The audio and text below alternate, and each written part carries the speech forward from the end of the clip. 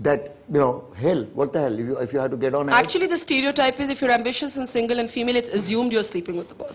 It's assumed that you're sleeping with the boss. That is what all the male colleagues will say when they get passed over. You see, the moment a female is promoted over her male colleagues, the first thing that they get into the mode is that she's sleeping with the boss. I mean, which is such an easy way to actually discredit somebody's genuine ability. But what when she is actually sleeping with the boss, Reena? I think it probably happens as a rule or norm in certain industries, but I think it's very disrespectful, and it really runs down the other women who have to work 10 times into, I mean 10 is mild, harder than any man to get somewhere lower on the ladder, while that's the quickest way to get on the top, is to sleep with the boss and to discredit other women who don't do that. But therefore, in that scenario, Urvashi, is the woman still the victim? Where a woman makes a choice and she believes that her workplace environment, and I know the sexual harassment covers the workplace environment not being hostile, and I get that. But suppose you make a quick calculation that sleeping with this guy is going to get you something. And you make that calculation. Does that change your construct from being victim to participant? I choose to answer your question slightly differently.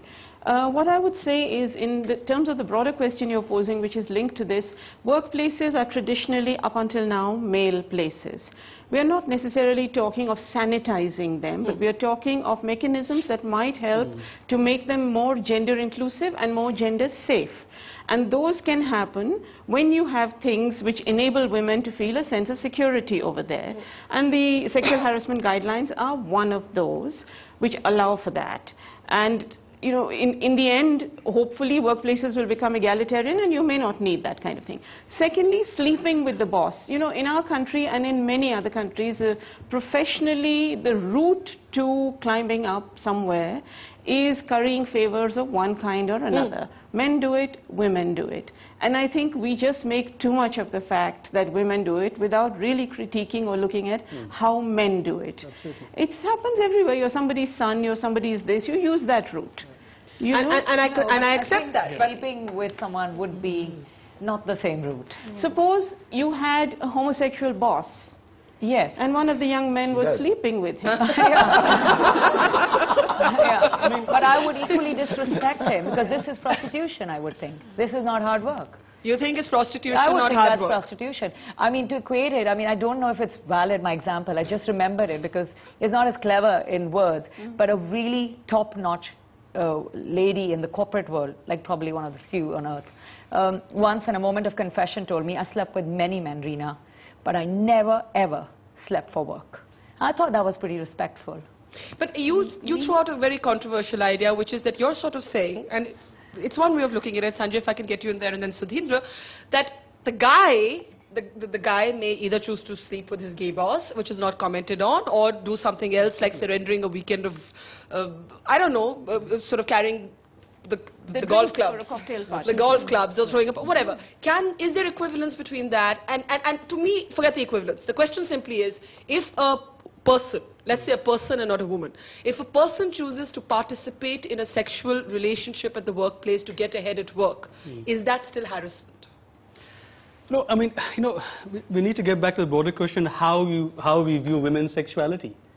I mean, we are really concerned, you know, just a slight digression, when rape happens, which is a terrible thing, the people who are most offended, we keep saying it is the worst thing that can happen to a woman, because it is the men who are offended, because they think it is male honor that's being offended. They're not concerned about the women. So we need to think about how we think about women's sexuality. And, you know, the other thing is, I'm really shocked at this room. I mean, I feel as if I've walked into this feminist utopia. Men are being harassed. I mean, I hear people saying here in this room, it's as if we've had a woman-dominated society. That's not the reading that I have done the last 30 years. I mean, I'm taken aback. The young people in this room are saying that sexual harassment rules are being defined by women. Really? We are living in a women-dominated society? Is that the sense that you have?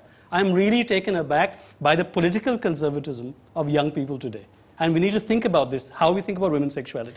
And I think that's a hugely important point, but I want to come back, and Sudhindra, if you can come in here, on the paradox of a freer sexuality, at least in some socio-economic classes of India, and what we're pushing for at the workplace, saying conservatism and a conservative code is safer. It's just safer all around in terms of the equality that it may institutionalize at the workplace. You've written about the BPO sector. It's one of those sectors where you imagine call centers and people up all night and a pretty dysfunctional sort of working lifestyle anyway.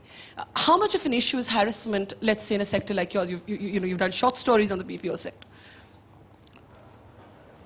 There are actually two phases to the harassment in BPOs. They started off in 99, the industry as such started off in 99 and kind of grew at a blistering pace until about 2006, 2007. And that phase was terrible both ways. Men harassing women, women harassing. It was pretty much like the wild, wild west, where anything goes and the industry is growing, you have to grow up, so which means that you are willing to do whatever is required to get ahead. From a socio-economic point of view, the IT boom catered to people from the professional sector like engineers and PhDs, etc. But this catered to the people who had felt that they were left out of the IT outsourcing boom. So these people with a vengeance wanted to get ahead in life. The buildings are similar, the people are similar, the customers are similar.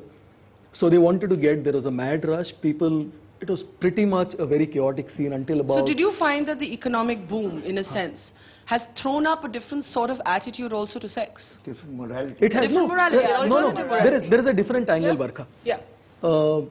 I think the angle we often miss is all these people are trained in Western accents.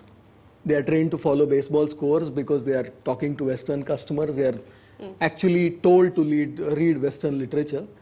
So all these things, they generally go into a kind of a Western mode. And then this, Are you suggesting the fling at the workplace is a Western mode? Come on. No, I'm not saying that. I'm saying that they are more liberal in their sexual outlook, whereas we are not. But I think that's the key. And Martha Farrell, if I can come to you on that, how do we reconcile? And to me, that is also, Sanjay, something interesting I'm hearing in this room, that let's take David's case, Nilanjana, and I think it would be fair to say that many of us, while talking, said, well, we can imagine somebody having had a fling, an affair, a flirtation at work, but we can't imagine him harassing somebody. Which means in our mind, we do a quick mental distinction. We don't automatically look at a workplace relationship and say, as Mohandas Pai argued, that if it's a superior and a subordinate, it must be harassment. We don't think that. Can I make a further distinction out here? I think when David's case first broke, what we were all reacting to were charges of sexual assault. Yeah. Harassment to me is a different thing. So harassment is something that he may well be guilty of or not. I don't think any of us would have reacted as strongly if it hadn't been a charge of direct physical assault. And that was a question of knowing somebody and at that point being gender blind and saying, you believe in the integrity of this man where this one thing is concerned. I just want to add one point, which is about the sexual harassment laws as such.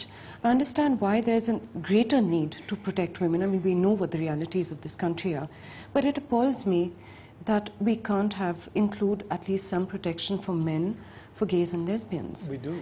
At some point in time. Sorry, in the Sanjay? amendments, But the amendments do that. The amendments do that, and do they look at alternative sexuality? Yes, they do. Amendments do that. One thing at the heart of this issue, and I think we completely left it out, and which is the most important aspect of this whole interaction in the workplace is the right of women to say no. You see, now, left it out. We've you know, said the moment you object, yes, you no, cross for that them to line. say